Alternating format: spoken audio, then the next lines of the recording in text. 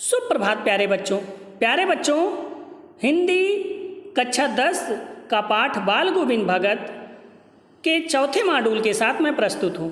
बच्चों, 3 मॉड्यूल में आपने इस बाल गोविंद भगत पाठ का सारांश, उसकी कहानी, उसके पात्र और घटनाओं के बारे में पूरी तरीके से जाना।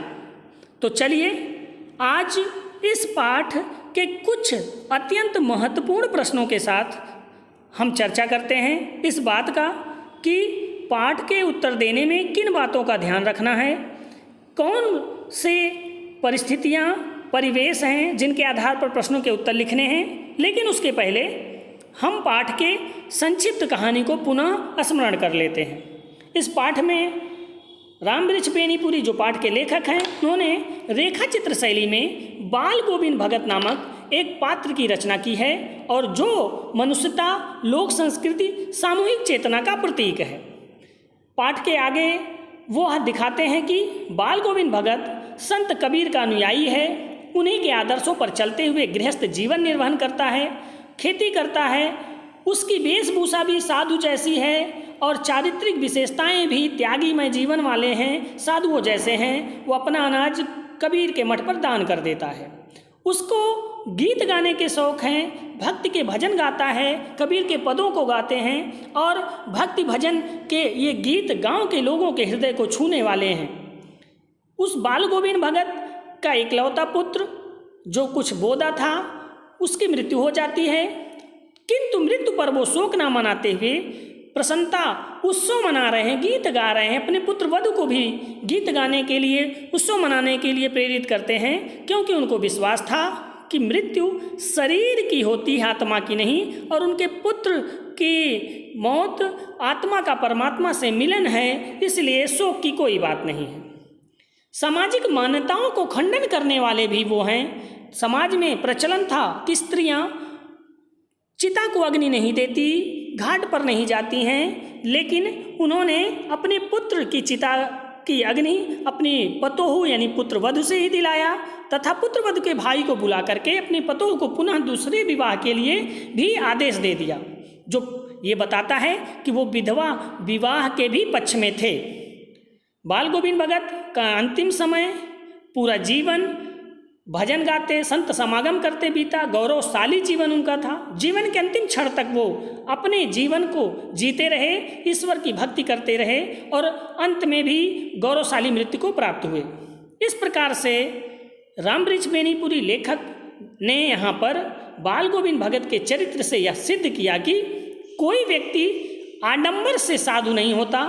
साधु होने का आधार उसके जीवन के जो मानवीय गुण हैं, मानव के प्रति समर्पण की जो भावना है, मानवीय सरोकार जो हैं, उनसे स्पष्ट होता है। तो पूरे पाठ में संत कबीर दास को ध्यान में रख करके, उनके गुणों को ध्यान में रख करके, बाल गोविंद भगत के समाज सुधारक के रूप में समझते हुए इस पाठ के उत्तर आपको लिखने हैं। इन प्रश्नों के उत्तर आप ग्रामीण परिवेश और परिस्थितियों को समझ करके भी लिखेंगे। तो आइए पहले एक महत्वपूर्ण प्रश्न पर चर्चा करते हैं। कुछ मार्मिक प्रसंगों के आधार पर दिखाई देता है कि बाल गोविंद भगत प्रचलित सामाजिक मान्यताओं को नहीं मानते थे। पाठ के आधार पर सामाजिक मान्यताओं का उल्लेख कीजिए। पाठ में कुछ ऐसे प्रसंग हैं जिनके आधार पर कहा जा सकता है कि बाल गोविंद भगत प्रचलित सामाजिक मान्यताओं को नहीं मानते थे। प्रचलित सामाजिक मान्यताएं जो प्राचीन समय से चली आ रही थी, जैसे विधवा विवाह ना होना, स्त्रियों को चिता को अग्नि ना देना, इस तरीके से साधु व्यक्ति त्यागी होकर के भिक्षा मांगकर खाना, ऐसी बातों का उन्होंने विरोध किया और उन्होंने अपने मृतक पुत्र की चिता की अग्नि अपने पतोहू से दिला करके इस बात का खंडन किया कि स्त्रियां शमशान घाट में नहीं जा सकती तथा वो किसी चिता को अग्नि नहीं दे सकती। साथ में विधवा विवाह का भी समर्थन करते हुए उन्होंने अपने पतोहू को पुनः विवाह के लिए उसके घर वालों से कहा। वे इस बात के भी विरोधी थे कि साधु व्यक्ति, सन्यासी, संत, त्यागी ऐसा होता है कि भिक्षा मांगकर भोजन करे। वह गृहस्थ भी थे, खेती भी करते थे, गृहस्थी भी थी और साधु जैसा जीवन भी व्यतीत कर रहे थे। भगत कबीर के अनुयायी थे, अपने इकलौते बेटे की मृत्यु पर भी सहज बने रहे और उन्होंने माना कि वह आत्मा तो परमात्मा में विलीन हो गई, इसलिए शोक प्रकट करने का कोई अर्थ नहीं, उत्सव मनाना चाहिए। प्रश्न नंबर 2, दूसरा प्रश्न हम देखते हैं, मोह और प्रेम में अंतर होता है, भगत के जीवन की किस घटना के आधार पर इस कथन का सच सिद्ध करेंगे? कबीर को मानने वाले थे बाल गोविंद भगत, उनके मन में किसी के प्रति मोह नहीं था। मोह और प्रेम में अंतर होता है।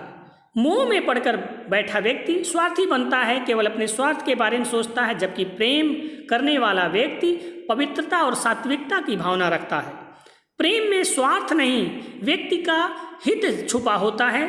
इसलिए बाल गोविंद भगत के जीवन की इस घटना से पुष्टि होती है कि उनके पुत्र की मृत्यु के बाद उन्होंने मोह में पड़ करके अपने पतोहू को अपने पास नहीं रोका, क्योंकि वो जानते थे कि पुत्र की आत्मा सांसारिक बंधनों से मुक्त हो गई है, परमात्मा में लीन हो गई है। और यह बात उन्होंने अपने पुत्रवधू को भी समझाया तथा उसे दूसरा विवाह करने का निर्देश दिया। उसके प्रति मोह नहीं किया कि स्वयं बूढ़ा हूँ तो कोई दूसरा सहारा नहीं मेरे पास। वह स्वार्थी होते यदि अपने पुत्रवधू को अपने सुख के लिए अपने पास रख लेते, लेकिन उन्होंने मोह में ना करके उसके प्रति प्रेम का भाव रखा और पुत्रवधू की भविष्य की चिंता करते हुए उसे पुनः दूसरे विवाह के लिए प्रेरित किया, जिससे उनके मन में उत्पन्न प्रेम की भावना का प्रकटीकरण होता है। तो बच्चों देखिए, ये दूसरा स्वरूप है जो इस पाठ में ऐसे प्रश्न भी बनाए जा सकते हैं। प्रश्न नंबर 3, बाल गोविंद भगत के जीवन से क्या प्रेरणा मिलती है? बाल गोविंद भगत ग्रामीण परिवेश में रहते थे, परंतु उनकी विचारधारा प्रगतिशील थी, पुरानी विचार के नहीं थे। समाज में फैली रूढ़ियाँ, धार्मिक आडंबरों का खुलकर विरोध करते थे। मोह और प्रेम के अंतर को भली भांति समझते थे। गृहस्थ जीवन में विश्वास करते हुए भी साधु और भक्ति में विश्वास करते थे। भीख मांगकर किसी पर आश्रित नहीं होना चाहते थे। सच्चे अर्थों में परंपरा का विरोध करने, प्रगतिशील विचारधारा रखने और जीवन में सत्य का आचरण करने, लोभ मोह को त्याग कर साधारण जीवन की प्रेरणा देने वाला उनका व्यक्तित्व था, और यही हम उनके द्वारा सीखते हैं। प्रश्न नंबर 4, प्रभातियाँ क्या हैं? इनको गाने का क्या उद्देश्य होता है? पाठ में बीच बीच में कुछ शब्द ऐसे आए जिनके आधार पर भी प्रश्न बन सकते हैं, जैसे वो गीत संगीत में प्रभातियाँ गाते थे। अब प्रभातियों का अभिप्राय जागरण गीतों से है, जागाने वाले गीतों से है, जिसमें केवल भावनाएं ही नहीं बल्कि वीरता, साहस और उत्साह की बातें होती हैं। प्रातःकाल ऐसे गीत सुनने से बच्चों का उत्साह जगता है, बच्चों के लिए ऐसे गीत गाए जाते हैं। प्रभाती में सूर्योदय से कुछ समय पूर्व से लेकर कुछ समय बाद तक का वर्णन होता है और इसका भाव क्षेत्र व्यापक होता है, वास्तविकता के निकट होता है। इससे राष्ट्रीय चेतना और विकास की भावना का भी बढ़ावा मिलता है, इसलिए प्रभातियाँ गाते थे। कबीर के पद भी लोगों को जागृत करने वाले हैं उसी प्रकार से। प्रश्न नंबर 5, गांव का सामाजिक सांस्कृतिक परिवेश आषाढ़ चढ़ते ही उल्लास से क्यों भर जाता था? इस पाठ में लेखक ने अनेक महीनों का वर्णन किया है, जिसमें आषाढ़ के महीने का भी विशेष महत्व उन्होंने दिखाया है कि किस प्रकार जून जुलाई का ये जो महीना यानी आषाढ़, जब बारिश का महीना है तो आसमान बादलों से घिरते हैं, वर्षा की फुहारें होती हैं, खेत पानी से भर जाते हैं, किसान अपने खेतों में कृषि का कार्य कर रहे होते, धान की रोपाई चल रही होती, तो उसी समय सारा वातावरण उल्लासमय और उत्साह का भरा होता है।